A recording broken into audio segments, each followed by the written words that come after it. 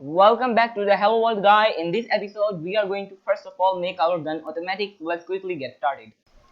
So this is my Unity project, and as you know, our gun is not automatic, which is not so good, and I want this gun to be actually automatic. So how can we make it automatic? Well, that's really easy. So I'm going to first of all open up my Visual Studio project here, and then go under shooting, the shooting file in which we handle all of the shooting. And here you can see we are, of course, the first thing you can do is just maybe just change this get button down to get button, which just checks if the button is down, and if we do that, then this should essentially make our gun complicated at first sight, but let me show you. Also, one more thing, I'm just going to tune down the volume of this 2.3 because I think it's just a bit too loud right now. You can adjust these to your own, and you can see it's working. And now if I do this, then it's working. You can see it's kind of automatic, but you can also see that the sound was not working. Only when I release we can hear the sound, and we will soon get to the reason behind that as well. Well, of course, the reason is this, that we are basically, when we are starting the audio source, we are using the play method, and if the source is already playing, then it starts a play method again, which causes it to be stuck at the first frame and just never going beyond it. And you can see if I actually stop shooting, then we can hear the whole sound. But you can see this is essentially automatic, even though of course currently it's not controlled. We are shooting literally every frame, which is not right. So first of all, I will try to fix that problem. So in here, what can we do to fix it? Well, it's really easy. I hope you can guess it. So if you remember, in the Pong series, we use the thing called coroutine to handle a delay, and that's essentially what I'm going to do. So first of all, what I'm going to do is go under here and add another CLI field here, which is going to be a just a private float called it's going to be called shoot delay.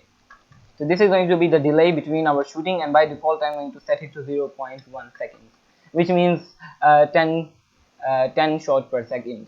I don't know, we can adjust this later in the Unity inspector, of course. And now I'm going to just create an enumerator here, which marks a coroutine, and you can see I cannot use it right now, but I will show you that in a second. Just call it shoot, and here I'm going to drag all of this and paste it here, and here I'm going to say start coroutine shoot, and here I'm going to go ahead and say using namespace. Oh, sorry, not namespace. I'm kind of getting used to C++, I guess, but of course we want to use the namespace system.collections, and that should fix the problem. Oh, and of course the obvious problem here is that currently our code doesn't return anything. Here I'm going to just say return null. Okay, just return null here, and actually I'm not going to do that. Instead I'm going to create this, and yeah, that I'm just basically going to say if the head collector is not equal to null, so that we don't have to add another return statement here. And now we are going to in here just say yield return wait for seconds, and for the second we are going to say shoot delay. So obviously it's supposed to be uncontrolled right now because we are just starting the coroutine over and over again. So what I'm going to do here is essentially just create a new variable here. Oh, not float, a bool called can shoot, which is by default going to be true. And here when we are actually getting this button, we are going to also check that we can shoot. If we cannot shoot, we are not going to do this. Now in here, whenever we call the shoot function, we are basically going to say can shoot is equal to false, and once we are done with the delay, we can set can shoot to true again. And now if I go under Unity, let's compile, and I go under Unity. Now if I hit play, and I have set my shoot delay to 0.15. Now if I play the game, oh sorry, for some reason play and awaken turned on. Okay, so I just now if I shoot, you can see it's working. Now one problem you probably notice is that our audio source is stopped whenever our sound is played again. The previous sound is stopped, which is kind of not what we want, but that's pretty it's working for now. I mean, with a delay of like 2 seconds, it's really not noticeable, and with 0.1 seconds, it's not really that noticeable either. You can change it to something like 0.6, and I think it looks pretty good, so we might explore a solution for this later. For now, I think it works. One problem I would like to address is that if I shoot outside, then you can see that the sound is not played, even though it's supposed to. I mean, we are shooting, even though we can't hit anything. So I'm going to go here in my shooting script, and then I'm going to remove this audio source inside the if statement, and I'm going to move it out to the out of the if statement. So now this audio source will be played whenever we shoot, regardless of whether we hit anything or not, which is the correct way. So now if I hit play, it should work. Alright, play on awake is turned on. I'm going to turn that off, and now if I hit play, it should work. Not really. I'm actually going to change the shoot delay to something like 0.17, and now it should finally work. So if I shoot, you can see it's displaying the sound even when we are shooting outside, which is correct. So now we have got that pretty much working. Now before we add any enemy AI, one thing I would like to do is that currently it's a bit hard to aim because currently we don't have a crosshair. So the first thing I would like to add is a crosshair. So how can we add a crosshair? Well, it's really easy. What you can do is just right click in the hierarchy, go under UI, and I'm going to just add another image here.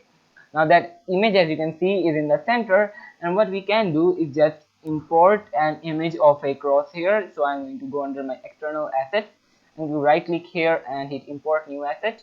I have imported a file here which is actually a Photoshop document. You can also import Photoshop documents, and I'm going to select my image and just drag that in the source image. Oh, it doesn't actually work because currently it's a texture 2D. Change the texture type to be sprite, and if you apply that, then you can drag the cross here inside this. Okay, not here. Check this image and then drag the crosshair here, and you can see we get that. Now I'm just going to change the width to 10 and the height to 10 as well. That's a bit too small. 25 by 25. You can just adjust this to your preferences, and I think that looks pretty good. What I'm also going to do is go under this color, and I'm going to drag the alpha down a bit so you can see through it. So I'm going to change the alpha to 50, half the original amount. So if I hit play right now, then this should be working perfectly. And as you can see, we have got our crosshair, and of course we should exactly add the crosshair. So yeah, that's working, and now we can start adding a little bit of AI to our enemy. Now by a little bit of enemy AI, I mean that we are going to basically just make the enemy, give the enemy the ability to look at us and find out when we are in his vision cone. So to do that, what I'm going to do is actually just select my enemy object here, and I'm just going to right click on this and hit create empty parent object, which creates an empty parent object for this object. Where now this enemy object, I'm going to rename this to graphics, and then the main game object, the parent one, I'm going to call this enemy. As I said, it's a good idea to separate the actual graphics from the logic. And how I'm going to remove the I'm going to actually remove both the box collider and the enemy components. Now after doing that, I'm going to go under enemy, and I'm going to create a I'm going to add a box collider component to it along with an enemy component, and just make sure that the health is 100, and that works. So yeah, that's pretty cool. And now what I'm going to do is actually add and go right click in this graphics object and add in a cube. I'm going to remove the box collider on that cube. I'm going to scale it a little down on the x-axis, a lot down on the y, and then a little bit on the z maybe. I'm going to move it forward on the z. Make sure that you move the z is positive, not negative, and I'm going to move it up as well, and just make it a little smaller, I guess. No, that looks pretty good. I'm going to maybe move it a little bit back.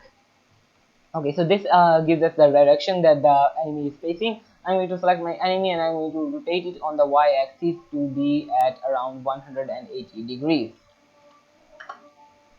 So now we are going to get started with the programming, and I actually want the enemy to of course find out when we are looking at him and when we are not, when he is looking at us. So in order to do that, how can we do it? Well, of course for that we need a vision cone. So for that I'm going to basically create field of view angle for the enemy, which by default is going to be 90 degrees. uh, Maybe that 90 is a bit too less, 120 degrees. And then one thing that I would like to show you is that this field of view is an angle which needs to be between 0 and 360 degrees. So you can actually do something called a range here, and you can give it a range, and that should change your oh, of course there needs to be a separate thing. Okay, now this should basically give your field of view a slider which you can adjust, and that's between a specific range. So if I select my enemy, now you can see we got this slider which I can adjust. I'm just going to make it 120 degrees, I guess. Actually not really. We don't really of course I don't want to have the field of view be like this actually. So what I'm going to do is basically go under this field of view, and I'm going to change this to be 60 by default, and I'm going to change the range to 180 because we only need one side, so the other side will be automatic because it's going to be always equal on both sides. I don't know if you can understand that right now, but you will, believe me. And Now we only need a 60-degree field of view, which is a relatively small angle. I'm also going to make the enemy actually look away, so that he doesn't see us when the game starts. So now I'm going to go back here, and we are going to now check if we actually see the player. For that I'm going to just add the update method here.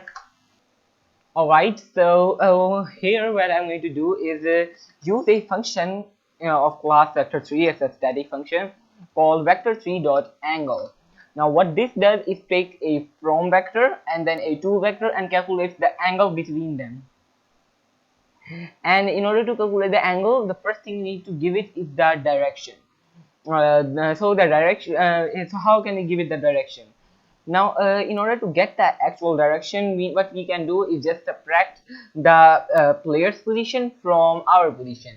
So if we do that, then it's just a rule of vector mathematics. I can't say much about that. It gives us the actual direction between those. It also gives us the distance. We can normalize the vector to get rid of that. So first we need to get a reference to our player, so I'm going to just create a game object and call it player, and let's just consider that's our player for now. And in the angle function, I'm going to for the from vector I'm going to say player dot transform dot position minus the transform dot position of this object, which gives us the direction between the two. We can normalize this if we want, because this is supposed to be a direction, and it currently also contains the distance. So yes, that's good. And here for the 2, I'm going to give it the transform dot position. Okay, now we are going to check if this is less than or equal to the field of view, which I have currently now set to 60, and I have changed the range to 180 degrees. So if that is the case, what we are going to do is I'm just going to say debug.log player caught. Okay, of course we currently don't actually have something in the reference of the player, so I'm going to create a private I'm just going to create a start function, void start. Okay, and here what we are going to do is say player is equal to, we are going to use a function of class game object. It's a static function called find game object with tag, and this returns as the first object with the specified tag, and the tag is going to be player. Now that should work. If I open up Unity, let it load up,